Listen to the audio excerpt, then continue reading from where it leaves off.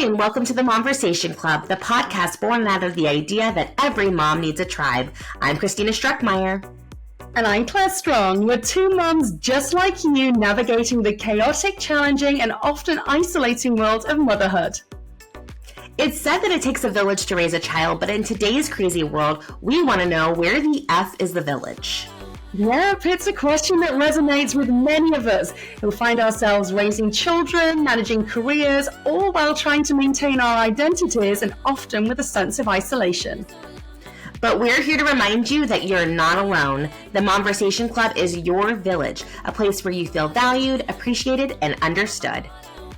We believe that by sharing our experiences, successes, and yes, the struggles, we can create a virtual village for all you amazing mums out there.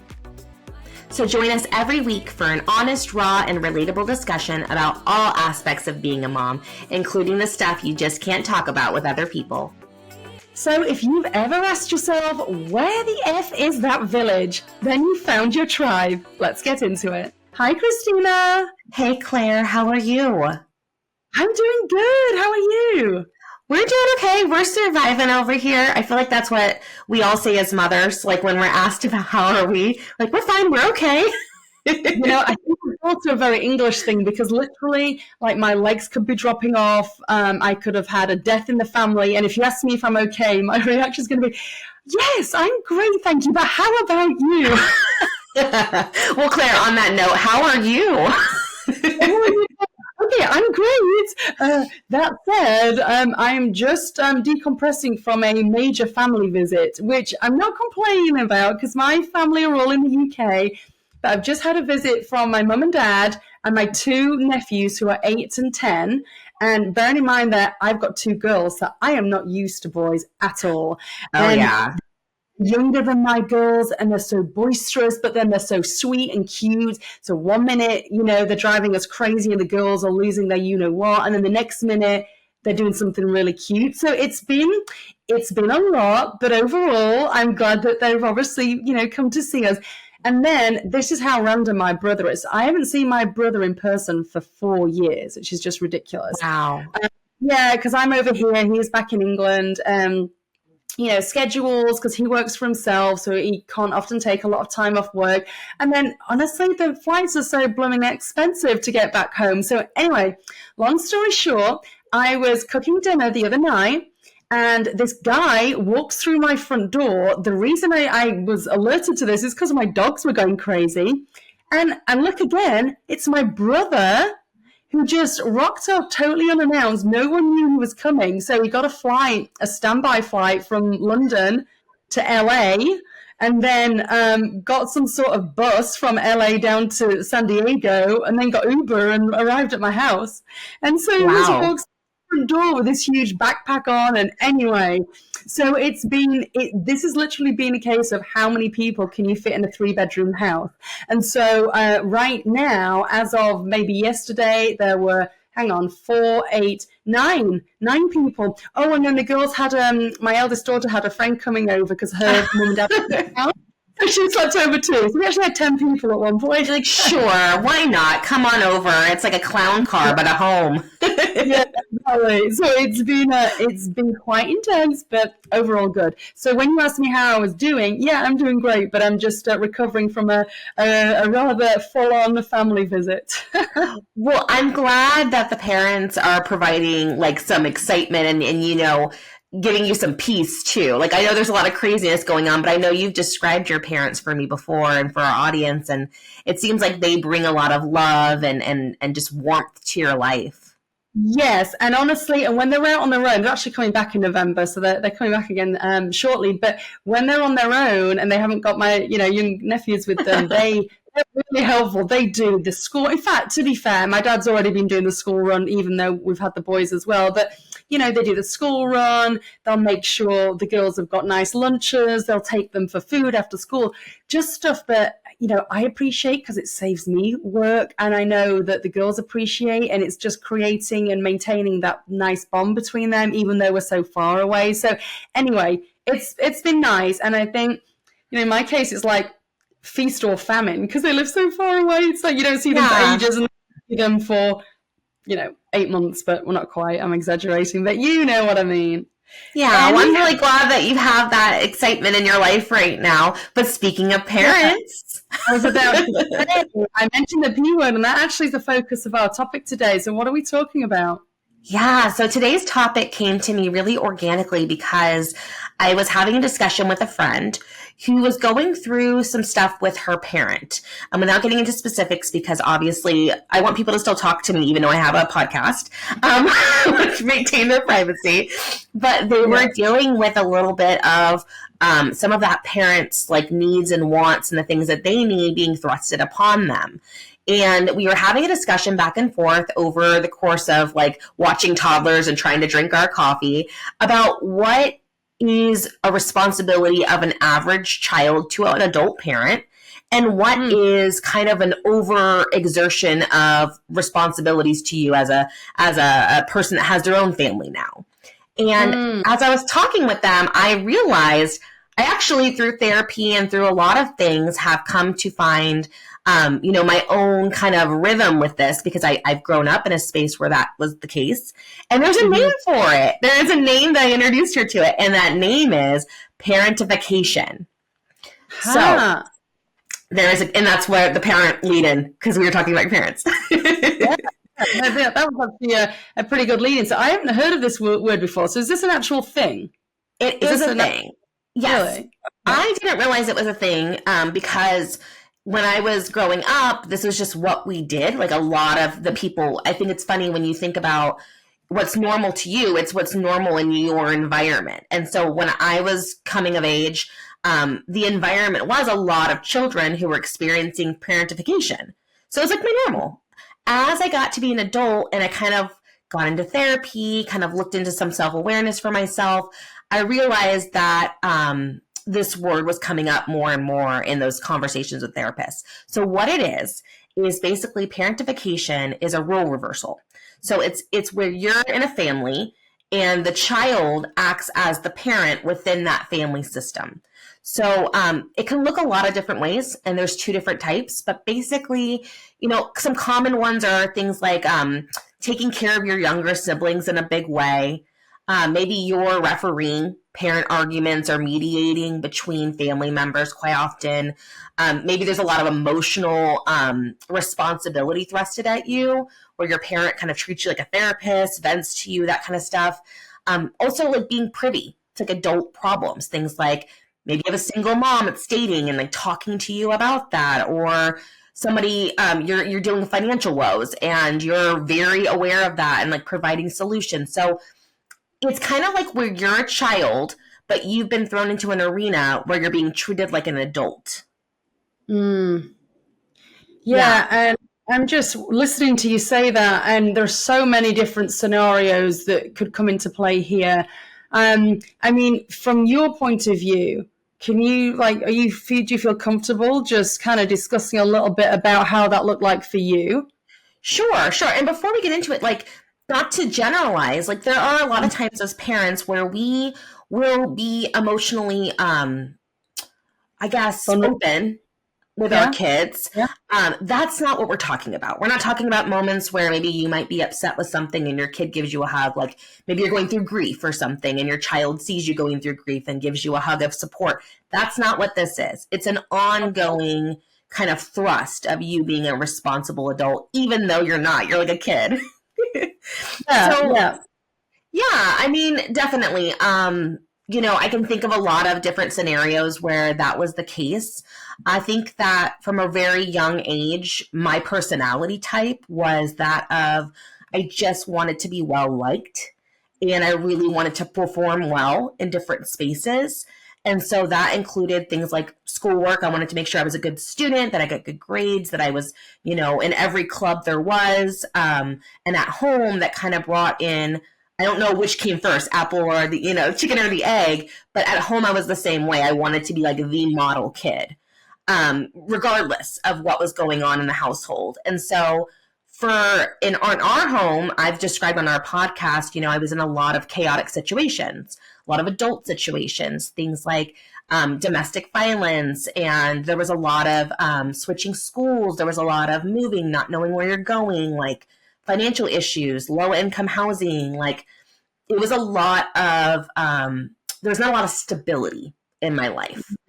And so often I felt like I was kind of the anchor for my parents, for both of them in different ways.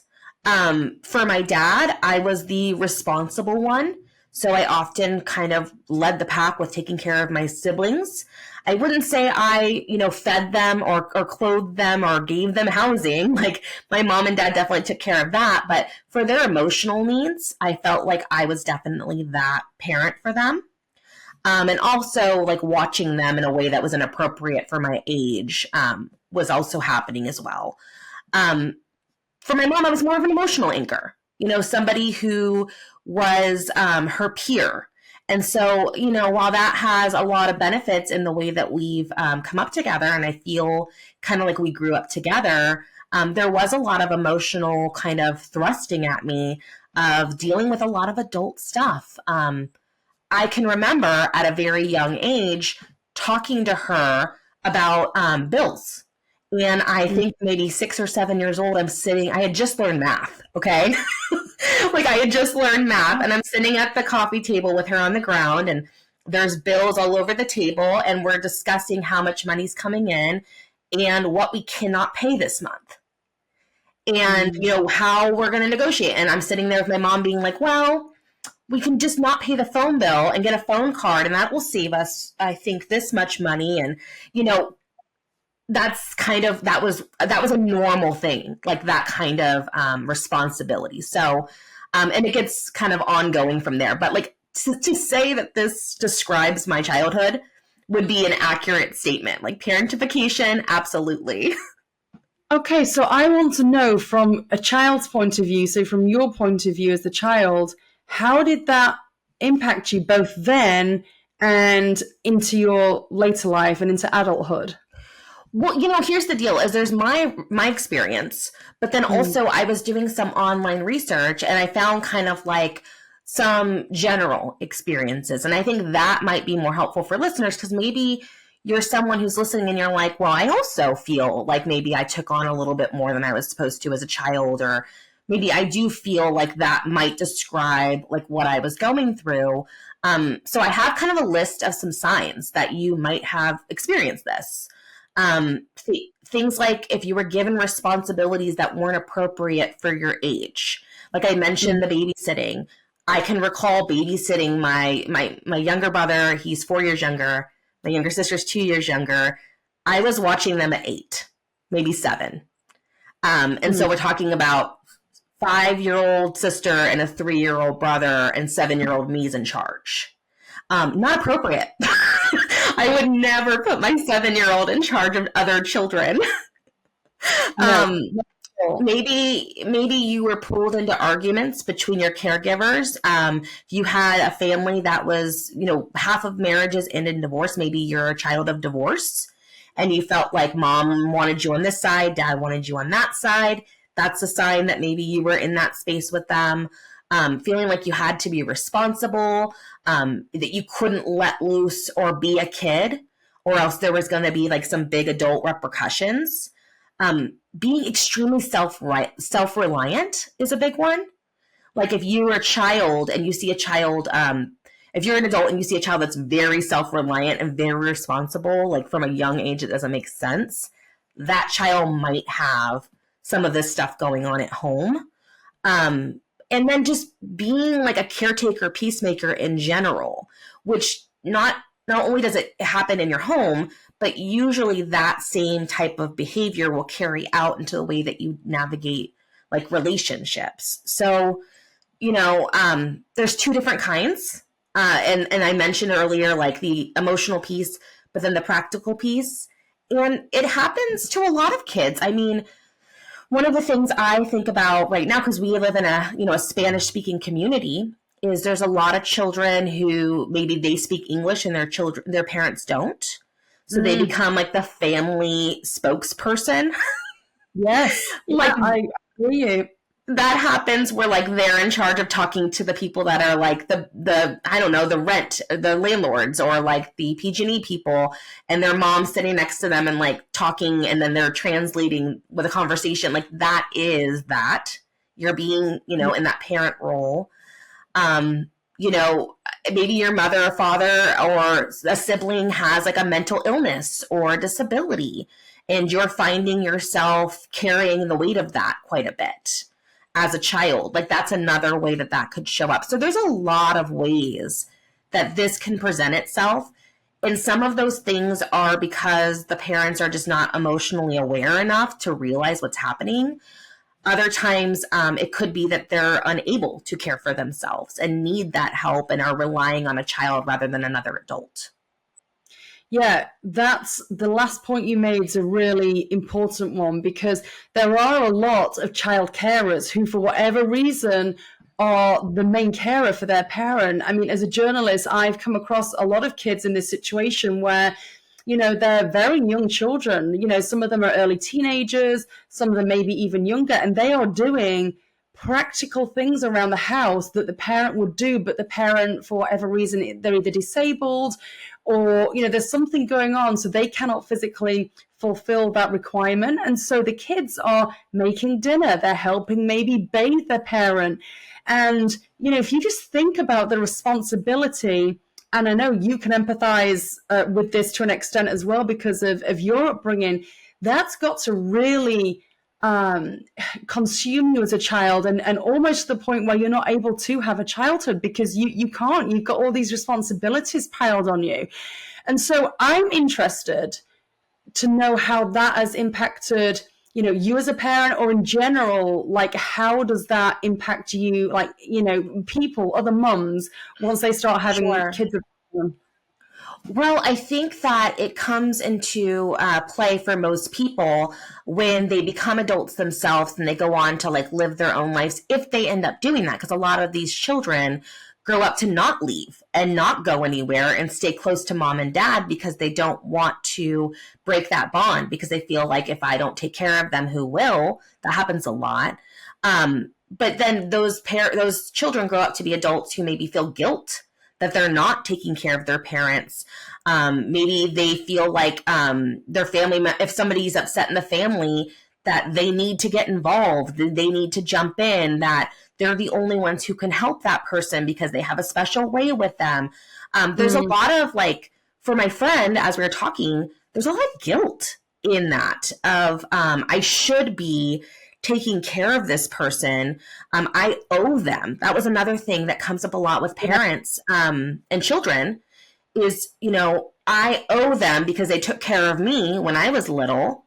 Now that they're not able to take care of themselves, I should do that. And to that, I say, absolutely, if they're unable to. Like if we are in a situation where you have a very elderly parent, it is something that would be kind to do to take care of them, because I believe, and maybe a lot of people disagree, but I believe that, you should help take care of them at the end of their life.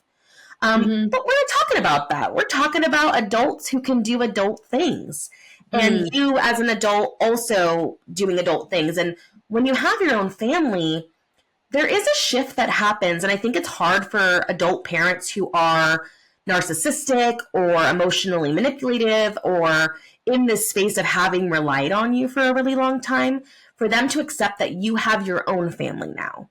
You have shifted where, yes, you are a part of this family unit, but now you've made your own family unit, and that is where, you are most needed and where it's appropriate for you to give your emotions and most of your time to. That's a hard pill to swallow for some adult parents. Yeah, absolutely. I mean, again, if you don't mind kind of sharing, how has that played out with you and your mum? Yeah, so there's some negatives and some positives that have happened because of parentification in my life. I'll start with the positives because I like to. But, because of the roles that I had to take as a child, I have extraordinary resilience. and a huge sense of responsibility. I've always been very confident that I can figure things out on my own. I have good survival skills. I never was a child who grew up in high school and realized it was like, I don't know what I'm going to do after high school. I had a 3-pronged plan approach by the time I hit middle school of what my major would be, where I would be going to college, like Wow. how I would get to college, because there was going to be no help. I never expect help from people. And I've learned to rely only on myself. And so I see that as a positive, although you can kind of see it as a negative in some aspects, which I'll go back into in the negative side. But that is a big one. And for most children who grow up in this, that is something that happens. You do find that you have placed a lot of importance on your need to be in that space, your need to be responsible, because you're responsible for so many people that when you become an adult, it's just, you and then the outside of taking care of that adult person that has relied on you. But yeah, resilience. And along that same vein, decision making. I mean, my husband, and again, this is apples and oranges because men and women, but my husband, when he makes a decision, he has to think about every outcome there ever was. Maybe there's a pros and cons list. There's a lot of conversations. I'm able to make a decision right now and have us go left immediately. Yes. And I've always been that way. That's funny. So yeah, I think what you've just described, they are positives because, that's those skills that you've learned or you've just, you've had to learn because they're survival skills have served you well into adulthood. So, okay, flip side then. Where has it served you so well that you've had all this responsibility on your shoulders for so long? Yes. And there's other positives. I'm sure we'll do reels or something, but But negative wise, because in that same vein of being so decisive and having that adaptability and that resilience, I have a high independence, like major boundary setting.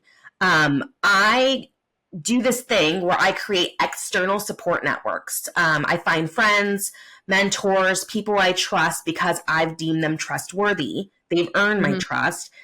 And I will focus on that circle and kick anyone who's not in that circle out. I don't feel safe giving major responsibilities to other people.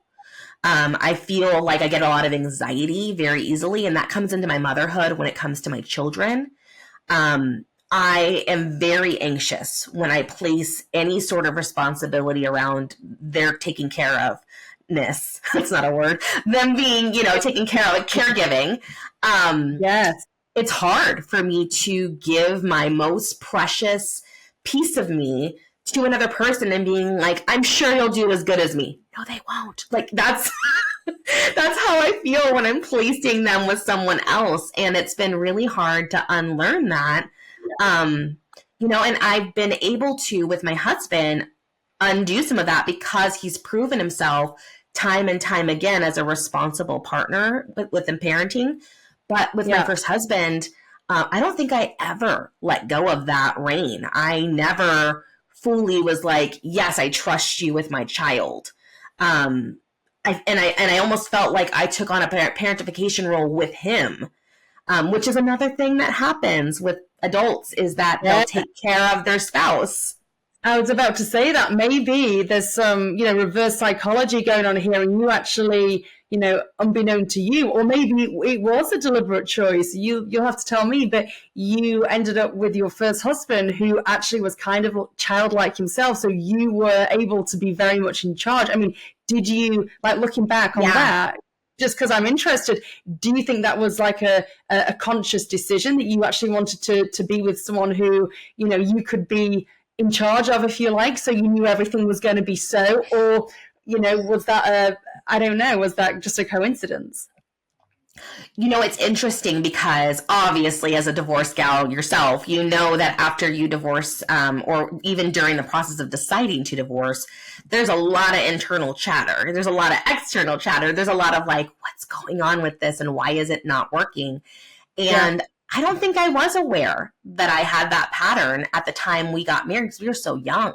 We got married Yeah. fresh out of college. I barely knew myself. Like, it's Yeah. crazy. I look back and I'm like, girl, you had no, like, you should have not gotten married so young. You didn't even know who you Oh, were. me too.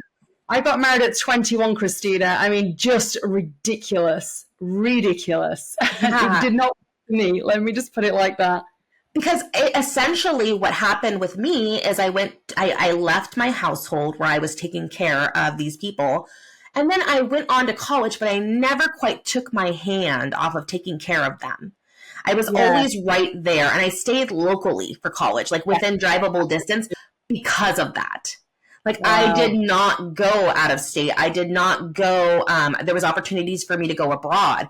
I couldn't do that. Like, I felt an intense responsibility to be tethered to my parents.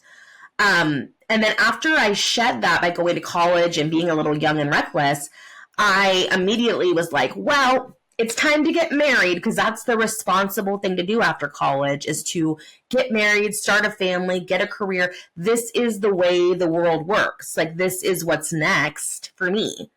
In that same way of wanting to high achieve. Like, okay, how do I get an A in life? It is find a partner, get married, have a kid, have a home, all the things, rather than really learning about myself, figuring myself out first, and then finding a partner to Yep. match that. I didn't do that. So I don't think I was aware, to answer your question. I think I became aware as it was crumbling, why it wasn't quite working. And that is one piece of the pie that is the multifaceted divorce situation. But I still take care of him. Like, I still feel the need to make sure he's okay, my ex-husband. And it's a thing I have to really let go of, and I'm working on it. It's difficult for me to let go, but I'm working on it. Well, because the other thing is, you want the father of your child, even if you're no longer with them, to be successful in whichever way success looks like for them, for the sake of your child. I get that. I have those feelings about my ex, who I'm going to speak about a little bit in a second, because he had kind of a similar upbringing to you, and he unfortunately went the other way in life. But what I want to just ask you, before we kind of move on to my experience is, so has it been a struggle then, almost trusting and letting go of all of this responsibility with your now husband, Alex? Yes, there was a lot, but here's the deal. It's so interesting, because when you marry someone who knows exactly who they are and has grown up and is ready to be a partner and like has their own life, they don't, if they don't need you to take care of them. And so my husband is not an adult who is still a child. Like, he is someone who's fully functioning. So because I came into this relationship knowing I was marrying or being partnered with a person who was fully capable as much as I don't navigate this kind of stuff with him very much. Mm-hmm. There was a little bit of it when I first got with him and I was putting Stella in his care. But once there's some test balls thrown his way where it's like, don't mess this up. Like, this is going to be a trust fall. He didn't mess up, and he's earned my trust over and over and then some. So I think with him, I didn't have issues. I continually have issues with my mother. And I have broken some barriers over the last 3 to 4 years of just creating boundaries. And I think one of the biggest things was therapy for me. And I always talk about it on the show, but like, oh my God, therapy. When you start to heal and go, okay, these were never my responsibilities. I was a child. Their job was to take care of me, but somehow I started taking care of them. It allows you as an adult to go, well, I am actually not your mom. Like, you're treating me like I'm your mom, but you have a mom. She's over there. Like, go talk to her. And having that awareness and that like ability to like get self-aware enough to realize what patterns and things I'm doing to create that, which we'll get into when we talk about healing from this, that has helped me. So as far as like attachments go, I've broken free from most, but I still have a little bit with my mom. and then a little bit with my ex-husband. And that is like the result of just like trying to undo patterns that are so ingrained. Yeah, so entrenched. But you know, Yeah. I'm always amazed when we talk about stuff like this, Christina, because you are so mature and wise. I sometimes feel like you're my therapist. Not that I'm trying to I thought about it, but they say the most messed up people become therapists. So I don't know if I want to take that on. Oh my God, it would be a lot. My hat goes off to therapists. I don't know how they do it. I don't know. So fantastic. But you said that you've experienced this to a point with your spouse, like your former spouse. Yeah, so not growing up, because I had a very stable, regular upbringing. So I didn't experience any of this from a child's perspective. However, I married someone whose entire life was like that. So he, very similar to you, he was actually the second oldest, but the eldest sibling was actually brought up by his mum's parents, so his grandparents, maternal grandparents.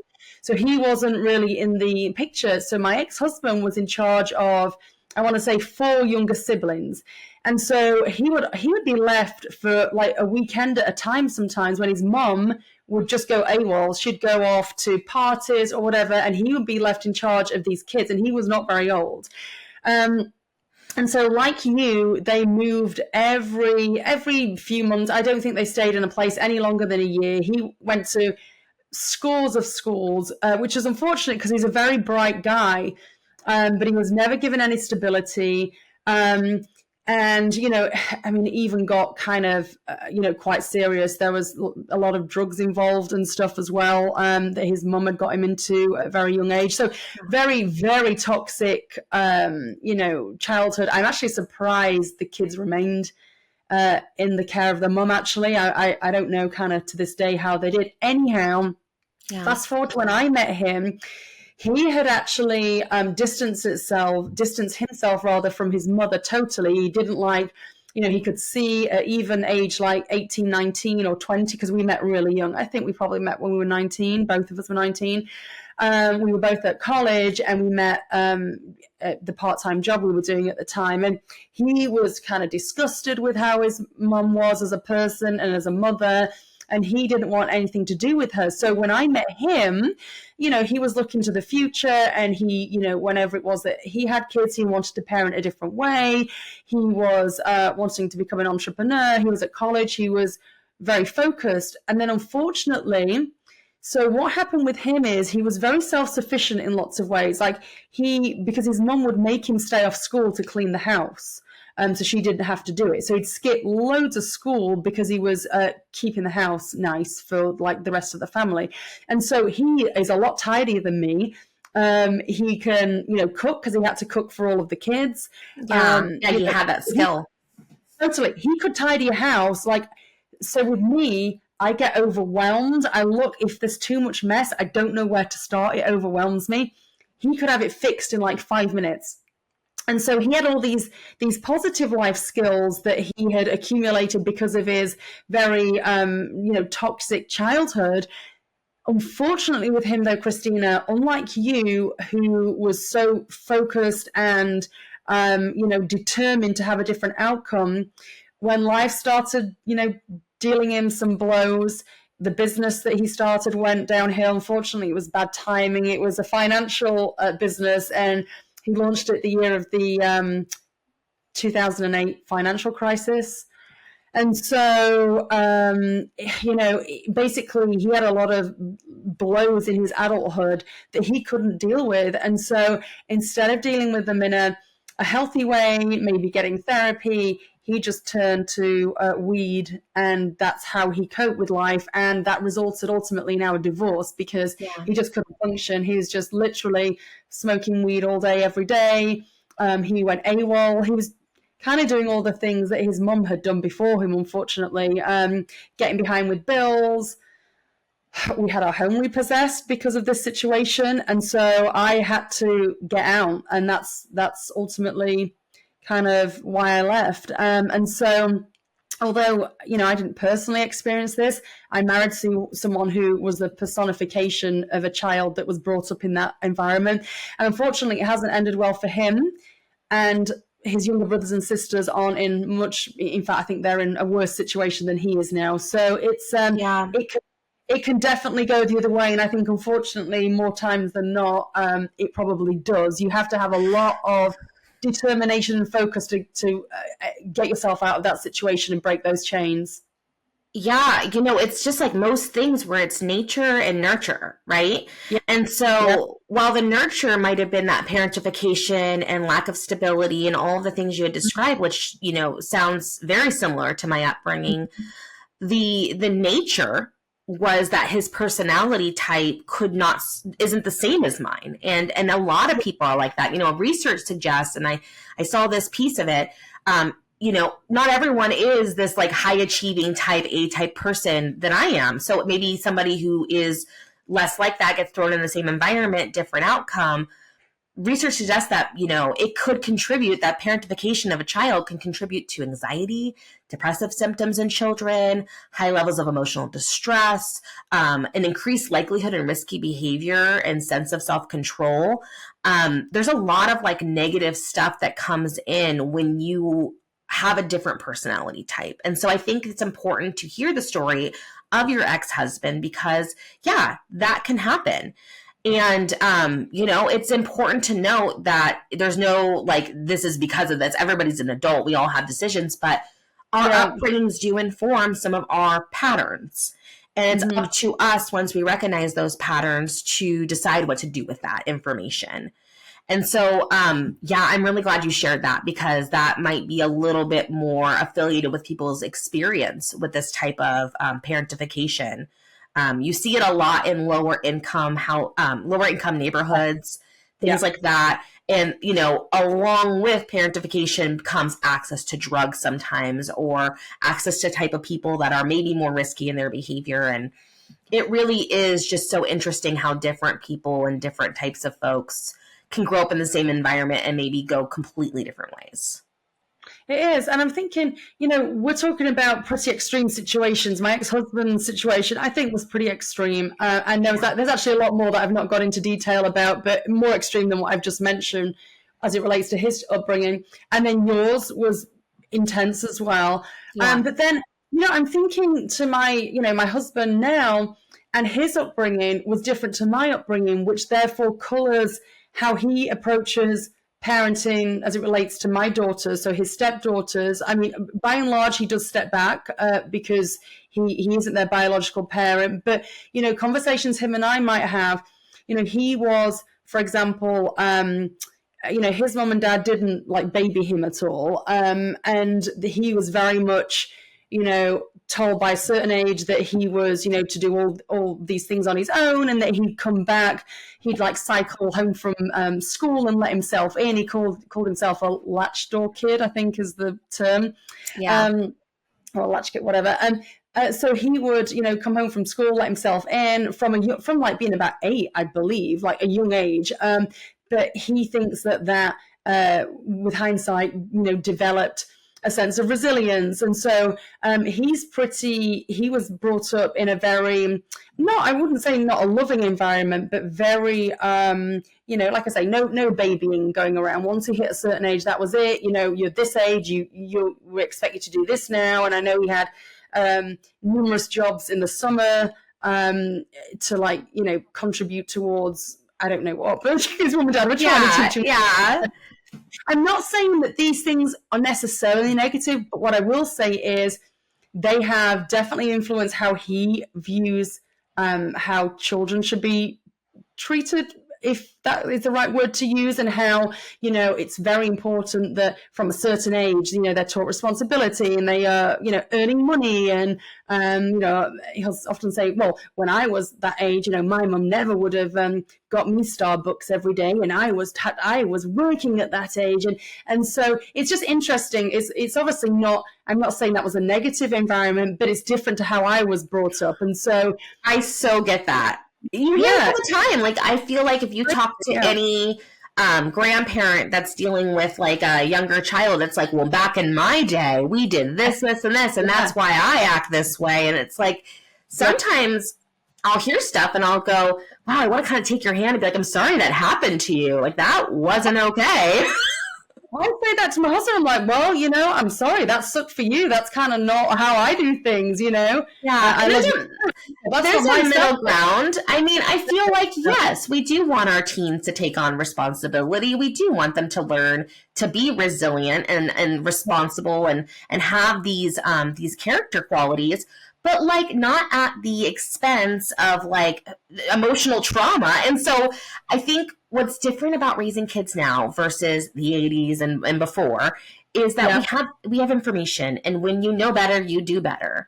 And Yes. we now know like there are developmentally appropriate responsibility tasks that you can put with kids, and there's ways to incorporate that, and every parent's going to handle that differently depending on their feelings about it. And yeah, I think it's great. Like I worked as a teen, I think that's great, but also I think it's great when people support their teens in sports. Like I think that's cool too. Like I think it's not one size fits all. You have to like look at your kids and what's developmentally appropriate and what, experts say, and then make your own informed decisions. So here's the thing, and I was going to ask you about this, like when is the appropriate age to be tasking up our kids with responsibilities? Because, we don't want to overwhelm them, but then we do want to, make them resilient individuals going forward. What I would say is as well, in addition to, as you mentioned, what the experts would probably recommend as an age-appropriate responsibility. For example, my girls have done their own laundry for years. I didn't ask them to do it. I didn't make them do it. They decided to. So I have not done their laundry since they were 8 and 10 because they just do it themselves. So My that's goodness. something that took on. I don't think I even showed them how to do it. They just decided to do it. And so they do that, which I think is great. But what I'll also say to you is each child is different. For example, my eldest, now when my husband was 15 or 16, he apparently was working, 2 jobs and God knows whatever else. And, there was absolutely no leeway from his parents, and he had to be getting straight A's as well and all of this. And okay, he coped with that because he's a different personality to my eldest daughter. With her, yes, she's applying for jobs now, actually, and she really wants a job, and I think it will be great for her confidence.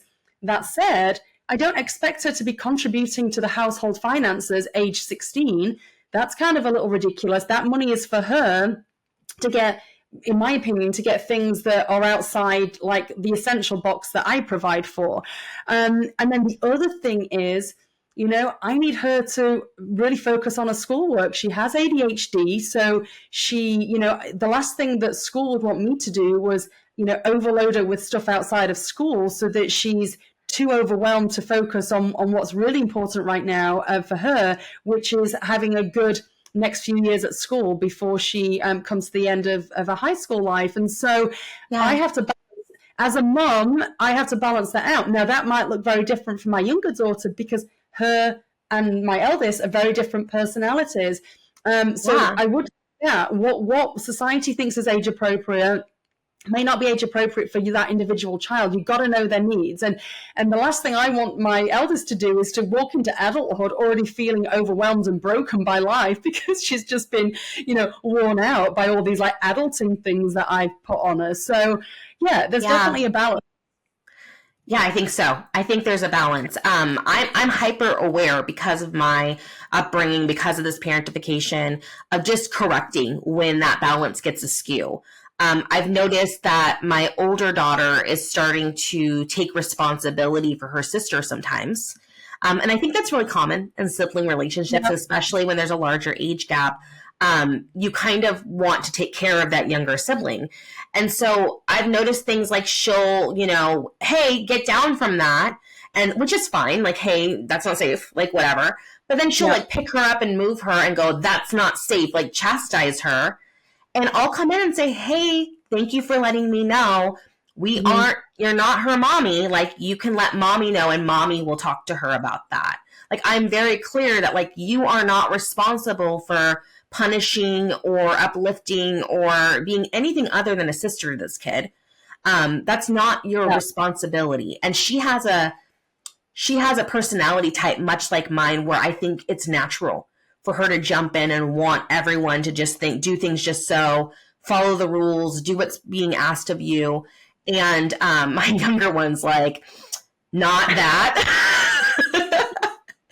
She's like gonna be a troublemaker, but like she is like, oh, is the rule not to stand on the slide? Watch me full on Rose from Titanic on this slide, arms out. Like she doesn't care.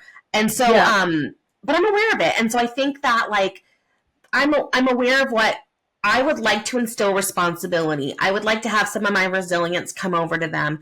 But again, not at the expense of their mental health and their well-being. Yeah. Things like, hey, you're of an age where you can clear your plate from the table. You know, you're in an age where we need to now clean up toys by ourselves, and I'll help you over here while you do over there. Like, I want them to learn responsibility and care for the things and the people in their lives, but not in a way that brings them into a space of not being in the right spot for them as a child. And I think only you as a parent could know where that middle ground is. Like, what are it's like with anything. The experts say this. My mom said this. Susan from down the street said this.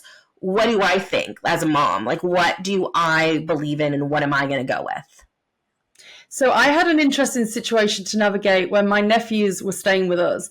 So they were with us for 3 weeks. They're 8 and 10. My girls are, 13 and just turned 16 now. So they are different age ranges.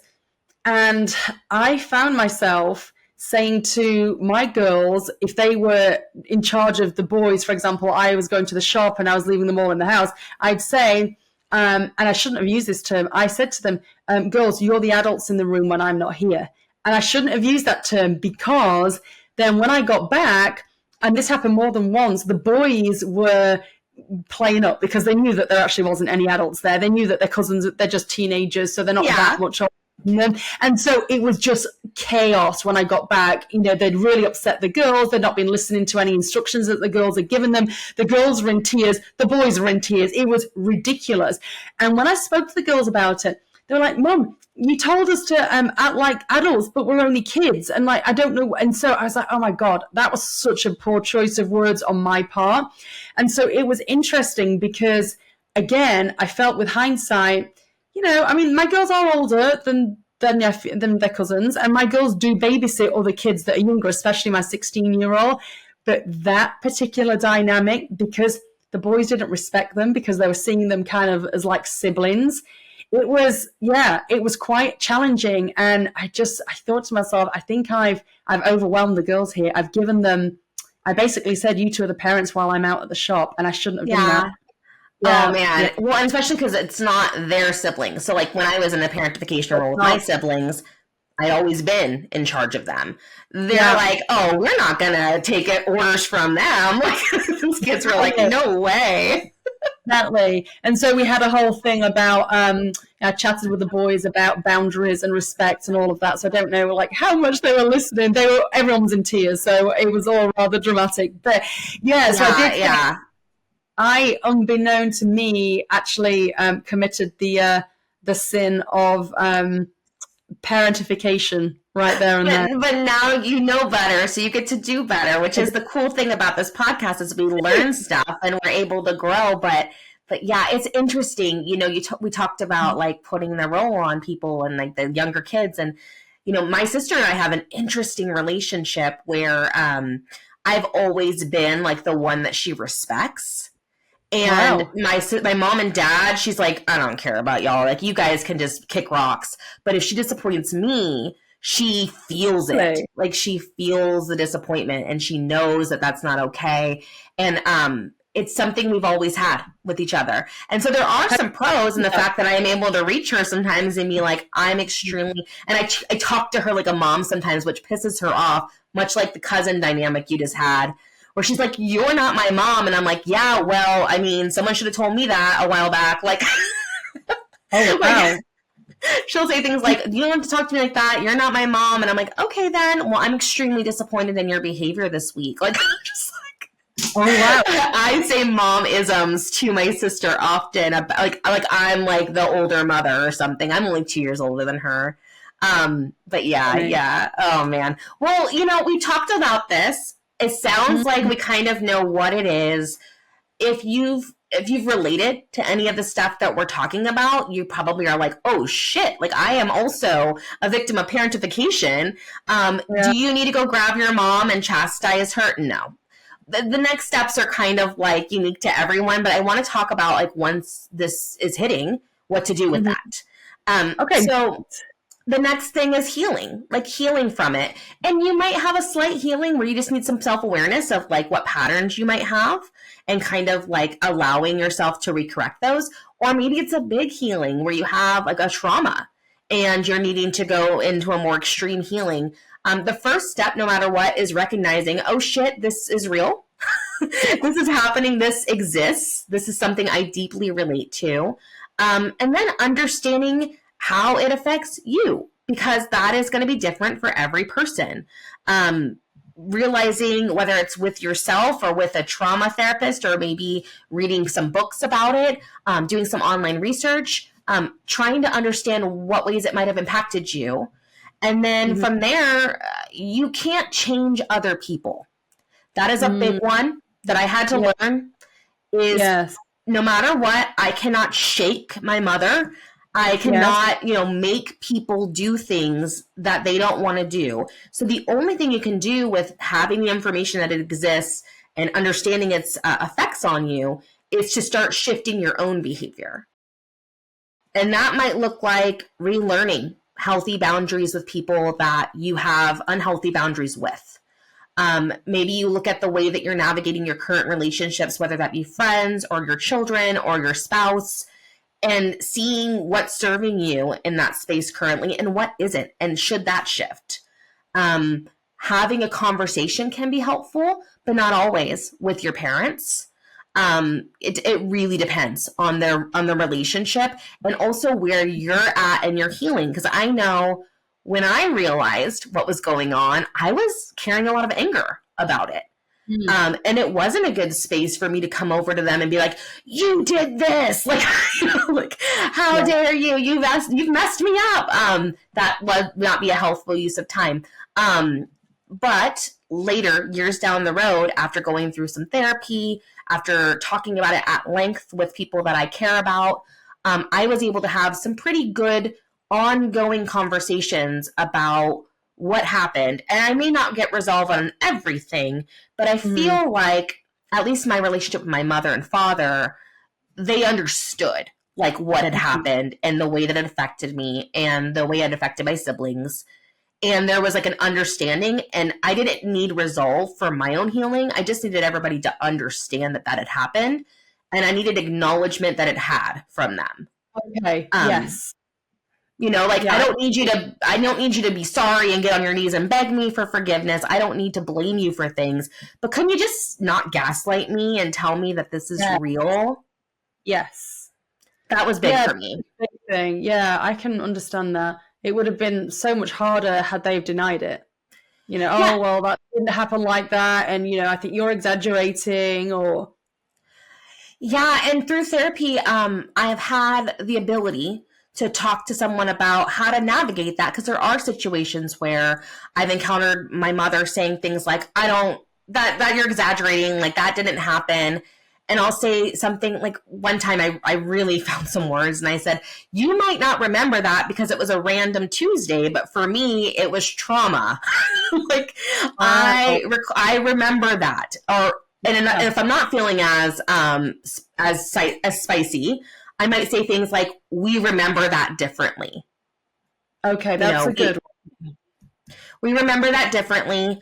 I definitely recall this happening, but it sounds like you don't remember that. And that is okay, but it still happened for me. Yes. That is all right. I'm not looking for you to cry about it. I just want you to know that I recall that. Okay. But cognitive behavioral therapy is like a really common therapy practice. Yeah. And that really focuses on unhelpful thought patterns, and it gives you words to navigate others with.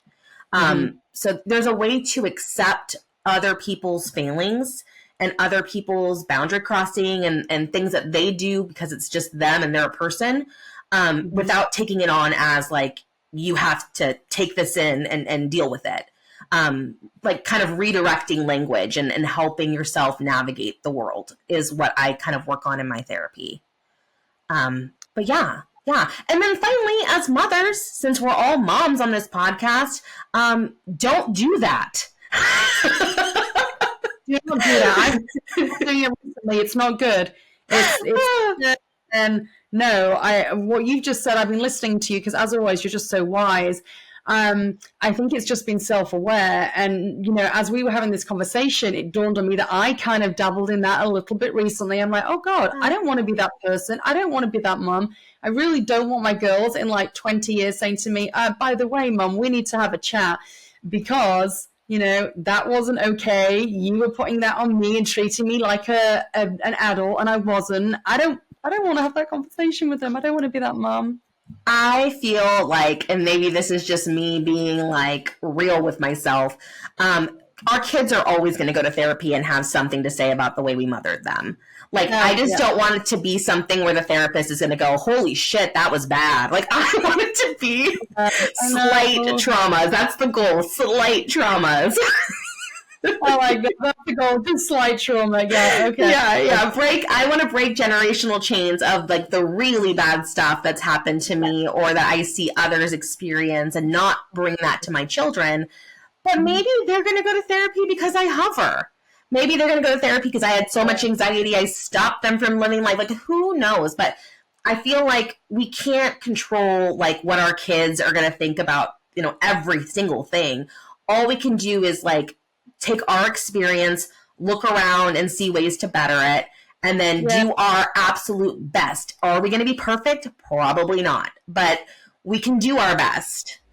And that brings us to the end of another episode of the Momversation Club. And if you've enjoyed today's show, which of course we hope you have, please don't forget to subscribe, like, and leave a review. Your support helps us to reach even more mums and build a stronger village. Until next time, bye from us.